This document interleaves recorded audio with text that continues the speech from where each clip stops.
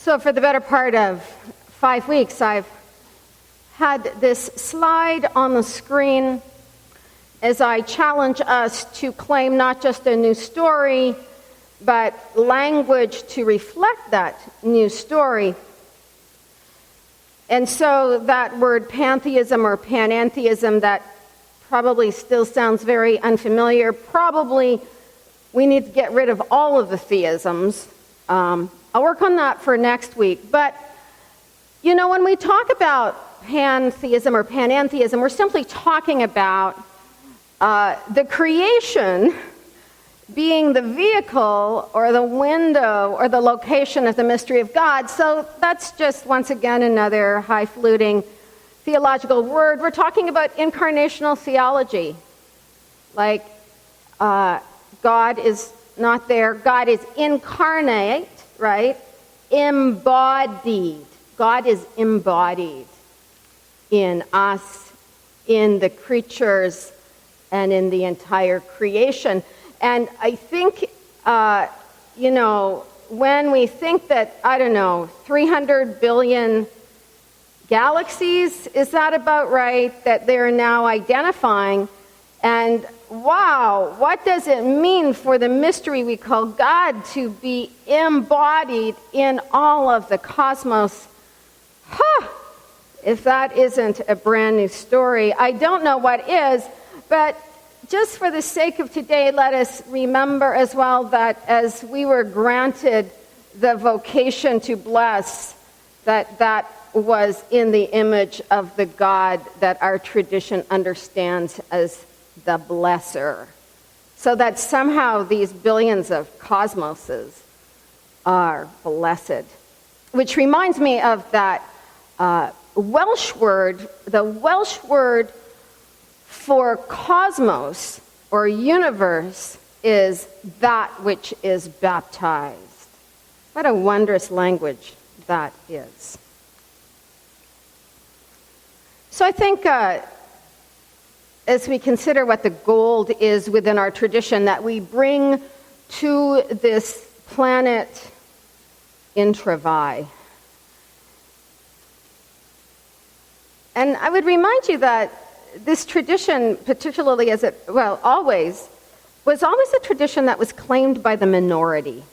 I mean, that whole season of Christendom where the church aligned itself with power and, houses of worship were full, et cetera, that was an interesting historical phenomena. But in actual fact, what we have now may, in fact, be a more adequate rendering of the community that gathered around Jesus and of the original birthing place of the Jewish community as well. The mystery we call God isn't necessarily into big. So let's talk about our vocation as those who are called to bless. So I'm going to read to you from 1 Peter.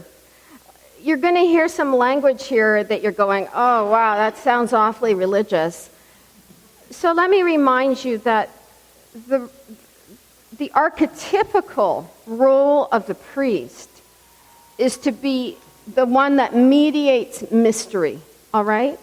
And then I'll remind you again that one of the things that the Reformed tradition contributed to Christendom was that an affirmation that we are all priests, so that we are all called to mediate the mystery. And that is a high, high calling, but it is also our birthright. So, you also, as living stones, are being built up a spiritual house, a holy priesthood, to offer up spiritual sacrifices acceptable to God through Jesus Christ. You are a chosen generation, a royal priesthood, a holy nation, a reflection of God's unique identity, that you may proclaim the blessings of God, who called you out of darkness and into his marvelous light. And then some words from Thomas Merton, inviting us again to see the holiness of the entire creation. The forms and individual characters of living things, of inanimate beings, of animals, flowers, and all nature constitute their holiness in the sight of God. Their inscape is their sanctity, the imprint of God's wisdom, God's reality in them, the special clumsy beauty of this particular colt on this day in this field under these clouds is a holiness. It declares the glory of God. The pale flowers of the dogwood outside this window are saints. The little yellow flowers that nobody notices on the edge of that road are saints. This leaf has its own texture, its own pattern of veins, its own holy shape. The bass and trout hiding in the deep pools of the river are canonized by their beauty and their strength. The sea, too, is a saint who praises God without interruption in her majestic dance. The great, gashed, half-naked mountain is another of God's saints, alone in his own character. Nothing else in the world ever did or ever will imitate God in quite the same way. That is the sanctity of the mountain. So I'm going to share with you an essay that came across my desk earlier this week. Because I recognize, particularly as a preacher, connected to the prophetic tradition, that it is way too easy to get, obsessed isn't the right word, but maybe overwhelmed with the bad news. And that I know that there is something about this tradition, something about when we gather, something about what happens when we create sacred space that needs to reinforce our deepest vocation. And the bad news ain't going to do it. The bad news will just take us into a lot of fear and distraction, and that other word, it's called denial. And then off we go shopping again. Has that not been the role of consumer society for the better part of the last 20 or 30 years and before? So how do we go to a deeper place in response to what is true and unfolding around us so that we may be vehicles of blessing? So this is an essay by a man whose name is Ken Sehested, and he calls it Sacramental Operative in a Sullied Word. So sacrament, as well, is meant to mediate mystery. All right? So priests mediate mystery, sacraments, these are just big theological words. Mediate mystery. Be a sign of holiness. Be a means of blessing. We need to recognize and adjust in appropriate ways to the fact that we humans maintain a perverse fascination with disaster. I'll leave it to the psychologists to explain why precisely, but this habit is easily illustrated from rubbernecking on the highway, slowing down to view the scene of a wreck, to the media's 24/7 coverage of hurricane news. We rarely recall the car trips made without incident, or the sunny days that predominate in the Bahamas and Outer Banks weather patterns. For whatever reasons, disaster stories and images are more mediagenic. Our eyes and ears turn to them with the same kind of compulsion as the tongue's obsession with a broken tooth. In this sense, we are all recovering calamity addicts. Admitting as much is the first step to the renewing of our right minds that Paul refers to in Romans 12. The second step is to pay attention to and champion the accounts of where life is being fostered, even in small, incremental ways. To be right-minded is to look for and lift up the stories of health and healing wherever love's ascendance routs misery's tenure.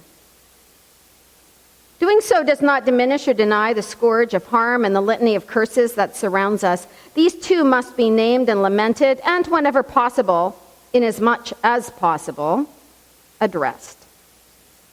Searching out the good does not mean ignoring the bad. It simply means we recognize that sowers of discord are attended by multitudes, while practitioners of neighborliness draw meager attention. Choose to be with the meager.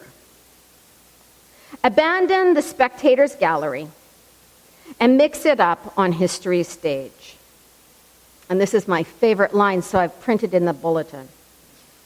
Submit to heaven's commissioning as an agent rather than a consumer of blessing. Counter the chorus of reproach with anthems of encouragement, for courage is contagious. Abandon fashion's runway. Look for hopes uprising out of the blue highways beyond the spotlight's reach, in places that GPS doesn't map and opinion pollers ignore. The power to bless is the most commonly overlooked asset we possess, probably because the openings to do so are so common and ordinary, lacking the theatrics by which we so often assess the Spirit's presence in the world. Such power is uncommon, though, because to give blessing implies being immersed in blessing. A frightful thing, since it demands relinquishing claims to self-authorship. The power to bless is fed from springs bubbling from below, from beyond our reach or control, from a well of assurance that cannot be measured, that will not be bartered, that shall not be hoarded. The power to bless is the source of creation itself. It marks the capacity of bringing life where none exists. It brings solace amid grief's domain, encouragement where fear lurks, healing where wounds fester, and dignity where shame rules. Do not let the messengers of misery and the counselors of despair dictate the boundaries of your attention. Resist the merchants of fear and the brokers of gloom. Curate the stories of the pioneers of faith, the tillers of hope, and the provocateurs of mercy. Be a sacramental operative. Be a blessing, a conduit of grace in a sullied word. Actively cooperate in the writing of your mind. Tell stories that transcend the prevailing myths of scarcity and despondence. Offer blessings without thought of receiving anything back. Much as cut cedar offers its scent, the passing blackbird its melody, the daylily its momentary brilliance.